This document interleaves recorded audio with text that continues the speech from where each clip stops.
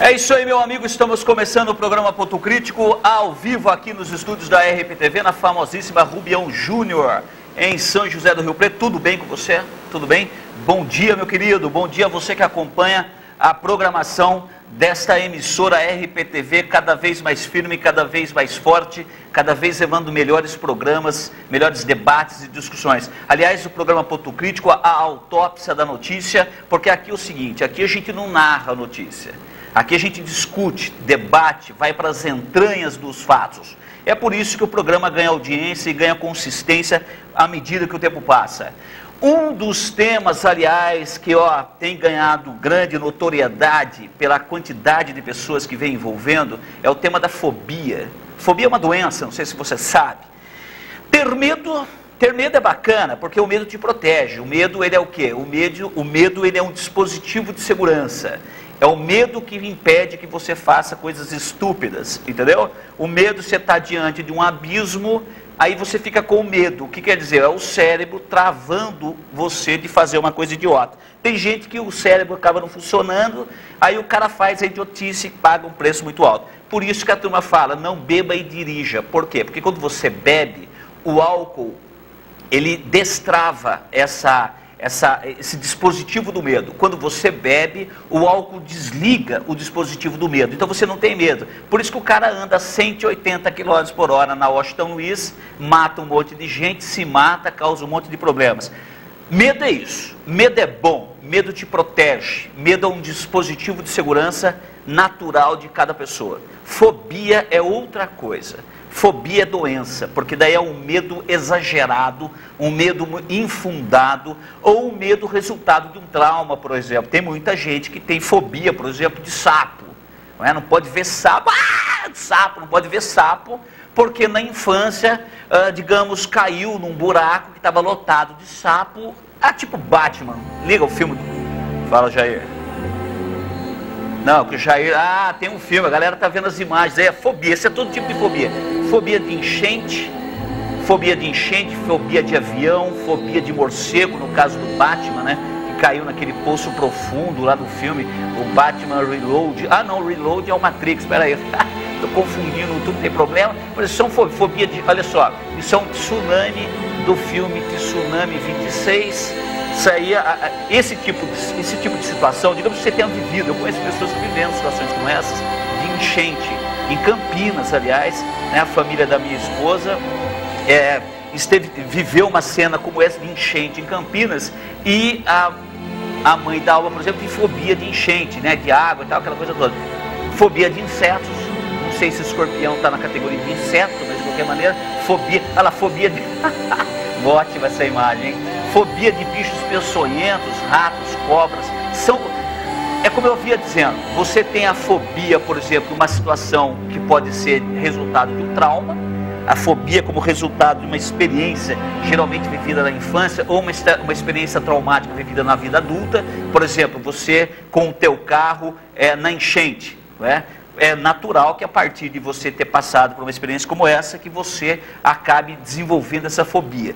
E é claro que a sociedade moderna, a sociedade urbana, a sociedade hipermovimentada, fobia de gente, tem gente que não pode... Eu não gosto de aglomeração, mas não é que eu tenha fobia. Aquela montoeira de gente me é desagradável, mas não chega a ser fobia, mas tem gente que tem fobia, Vamos soltar? Então, pessoal, é o seguinte, a equipe aqui do programa Ponto Crítico esteve na rua, batendo um papo aí com o pessoal sobre fobia. O Jair vai soltar para você agora um pouco da fobia da galera aqui em São José do Rio Preto. Vamos lá, Jair. Eu tenho medo de avião. Eu tenho medo do escuro.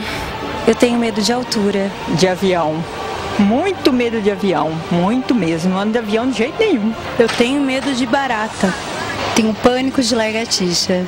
Tenho medo de ladrão, tenho medo de agressão, tenho medo do mundo que está péssimo, tenho medo de muita coisa.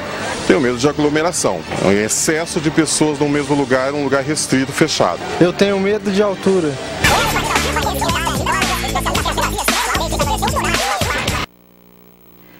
Olha só, meu amigo, estamos voltando ao vivo aqui para falar de fobia. E nós trouxemos para bater um papo com a gente aqui hoje sobre fobia, Ana Cristina Penteado Lopes. Bom dia, Ana Cristina, tudo bem? Tá me ouvindo? Tudo ótimo, estou te ouvindo super bem. Bacana. Ana Cristina é psicóloga e a gente trouxe ela aqui para bater um papo com a gente a respeito de fobia. Ana Cristina, quais são as fobias mais comuns que você encontra na clínica? Normalmente nós temos as fobias de inseto, né? Como estava dizendo a reportagem, elas são bem comuns, até porque elas são socialmente aceitas, as pessoas falam delas com naturalidade. Nós temos também a fobia de avião, né? Que ela se mistura com a claustrofobia, que é o medo do lugar fechado, de onde você aparentemente não conseguiria sair, né? Você tem o medo de dirigir, que é uma fobia bem impeditiva também e que é bem mais comum do que a gente pensa. Você acha que esse caso de fobia, Ana Cristina, por medo de dirigir, dialoga com o trânsito, dialoga com essa loucura toda que virou se transportar pela cidade? Ela não é causadora, mas a expressão dialoga pode ser interessante, porque ela pode ser agravada por termos uma situação de trânsito ruim, de notícias constantes sobre acidentes no trânsito, mortes no trânsito. Isso com certeza agrava, fazendo com que a pessoa que tem medo possa dizer assim, tá vendo? Tá vendo por que eu tenho medo? Porque realmente eu posso morrer. Então a pessoa ela vai trazer, né, para um dado de realidade aquele medo que ela tem. As pessoas falam, não é coisa é coisa da sua cabeça. Ela diz, não é da minha cabeça. Realmente, olha, morre-se no trânsito todos os dias. Então ela é agravante. Ana Cristina, muitas pessoas riem, né, brincam com a fobia dos outros, né? Eu já tive a oportunidade desagradável de ver essa cena, mas a fobia é uma dor, né? A fobia é uma situação profundamente entristecedora para a pessoa que vive fobia. Como ela tratar dessa questão, como lidar com a fobia? A fobia tem cura? Como é que as pessoas que estão nos vendo, nos assistindo, que conselho você daria a elas para lidarem melhor com essa fobia? Bom, iniciando pelo seu primeiro comentário, jamais brincar com os medos das pessoas, né? Porque muitas vezes nós escondemos o nosso medo e vamos brincar com o medo do outro. É extremamente perigoso porque você causa um desafio. Essa pessoa, numa tentativa despreparada de enfrentar o seu medo, pode realmente se machucar, porque ela está num nível de ansiedade muito alto, né? Ou então você pode causar nela um problema maior emocionalmente, falando do medo de uma forma desprezar, de uma forma jocosa, né?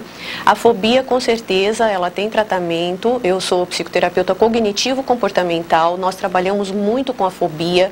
O consultório, a clínica comportamental, surgiu justamente do tratamento das fobias. E nós temos o tratamento, nós temos exercícios que vão ser feitos para cuidar das fobias. Todos os consultórios, todas as linhas de atendimento trabalham com fobia também. Então existe o tratamento psicoterápico, em alguns casos a necessidade de do médico entrar com o tratamento medicamentoso. A cura, você nunca vai ser uma pessoa que vai ter muita coragem, que vai gostar de fazer aquilo, mas você pode lidar de uma forma muito natural. A psicoterapia vai criar na pessoa, no fóbico, estratégias de enfrentamento adequadas para que a pessoa possa lidar com naturalidade diante daquela situação. A pessoa que jamais pegava o carro, que não conseguia entrar, às vezes a pessoa ela já começa a tremer, a ter reações de medo quando vai pegar a chave do carro.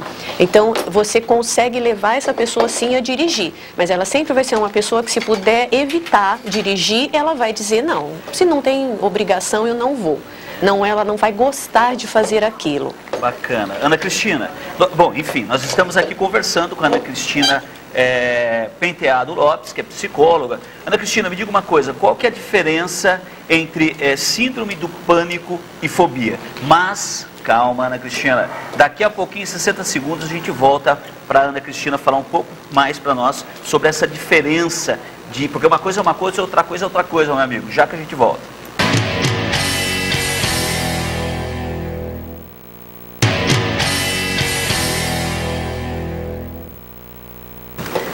Meu amigo, estamos de volta ao vivo aqui no programa Ponto Crítico, falando hoje sobre fobia. Nós estamos recebendo nos estúdios hoje para um bate-papo muito bacana a psicóloga Ana Cristina Penteado Lopes, que também trabalha com essa temática das fobias. E essa sociedade urbana, sociedade agitada, corrida, estressante, né? Uma sociedade fóbica. Aliás, eu acho que a sociedade, de uma maneira geral, Ana Cristina, ela está com um caráter fóbico. Né? As pessoas estão cada vez mais... Eu acredito, por exemplo, que as pessoas morarem em condomínio é uma expressão de fobia, as pessoas comprarem cada vez mais carros blindados é uma expressão de fobia. Eu tenho uma impressão que nós estamos vivendo um tipo de vida que nos leva cada vez mais a uma expressão emocional fóbica. Mas eu havia perguntado para Ana Cristina no bloco anterior a diferença entre fobia e qual que foi o que eu falei mesmo? Transtorno do pânico.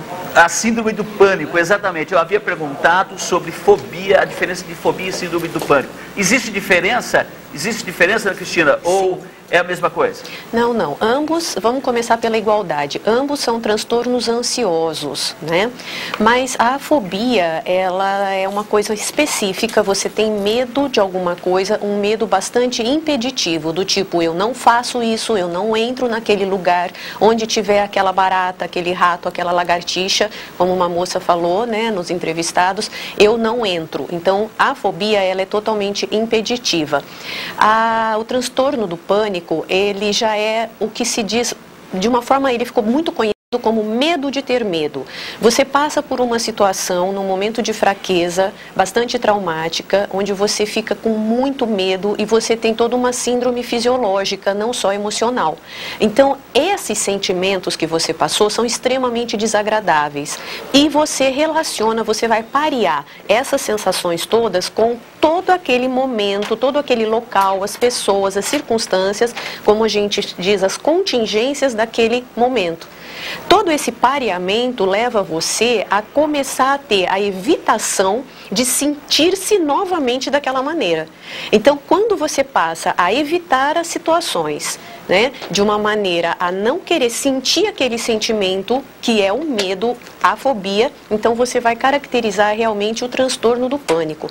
O transtorno do pânico, ele aparece em situações diferentes das fobias. As pessoas confundem um pouco, mas realmente são transtornos de diagnósticos totalmente diferentes, né? Existem algumas sensações parecidas, mas eles são diferentes justamente por essa característica.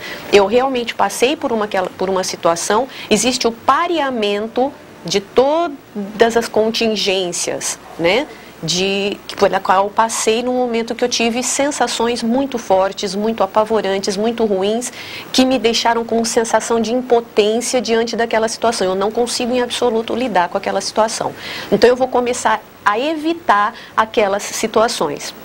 Porém, o transtorno do pânico também, Luciano, desculpa te interromper, mas o transtorno do pânico, muitas vezes, em alguns graus um pouco mais elevados, quando a pessoa demora muito para buscar o tratamento, ele já começa a aparecer muitas vezes do nada, vamos dizer. A pessoa está em casa assistindo televisão, ela não está tendo nenhuma ameaça, né, de ter que enfrentar uma situação que ela tenha esse receio, e ela começa a sentir todas as características do transtorno do pânico. Né? Então ela começa a ter visão turva, sudorese, um mal-estar, às vezes ela tem taquicardia, as extremidades, pés e mãos começam a transpirar, ficam gelados, e muitas vezes a pessoa começa até ao ponto de desmaiar. Ô, Ana Cristina,